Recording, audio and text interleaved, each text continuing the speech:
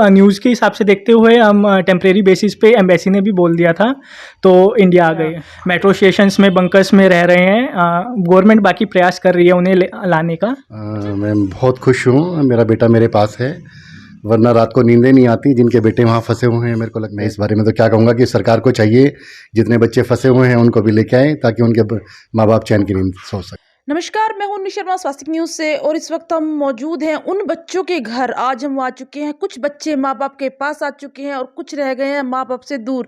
उसी दर्द को लेकर हम आप लोगों से जुड़ चुके हैं। जिन बच्चे अपने घर तक नहीं पहुंच पाए हैं, उनके दर्द की हम कल्पना भी नहीं कर सकते। उनके माता पिता रात को सो नहीं पाते हैं, दिन में चैन से रह नहीं पाते हैं, चैन से खा नहीं पाते हैं।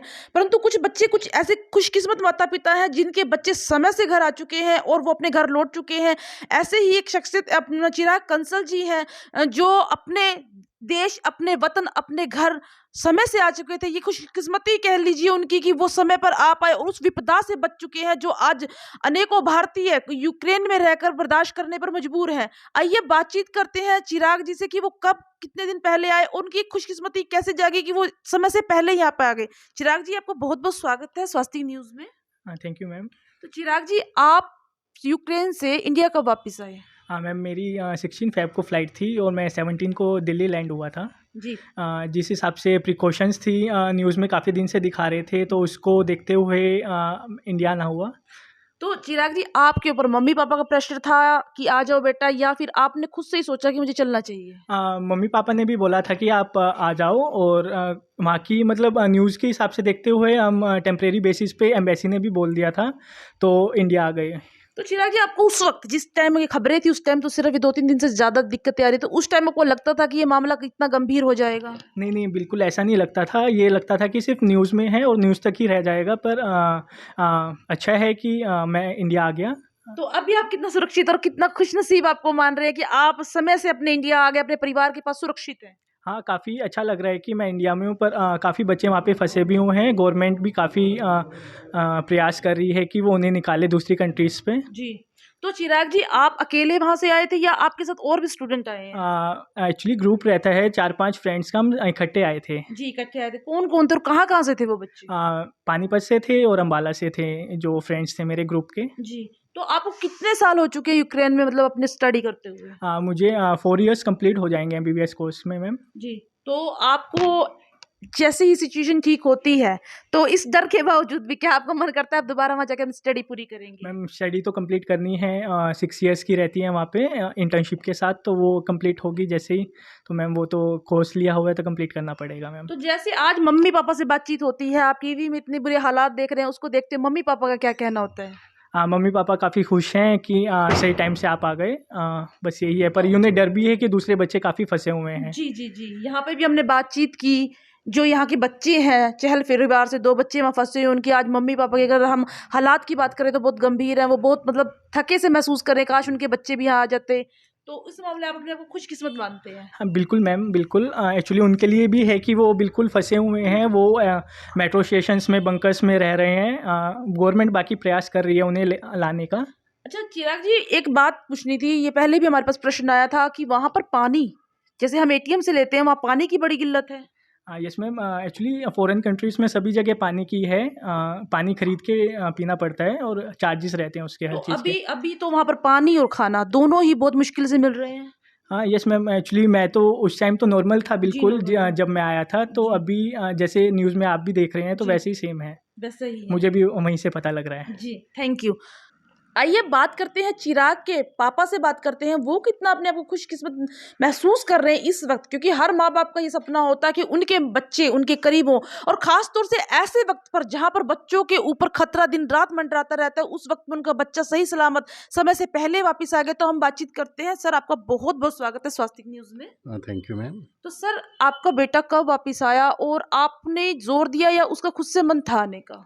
नहीं, मेरा बेटा 17 तारीख को वापस आया। मेरे को कहीं न्यूज़ में पता लगा कि भाई वहाँ पे ज़्यादा क्राइसिस है, जी। तो मैंने उसको बोला कि बेटा अपना टिकट कराओ, वापस आओ। जी। तो उसने 16 तारीख को वहाँ से चला और 17 को दिल्ली से मैंने इसको पिक किया।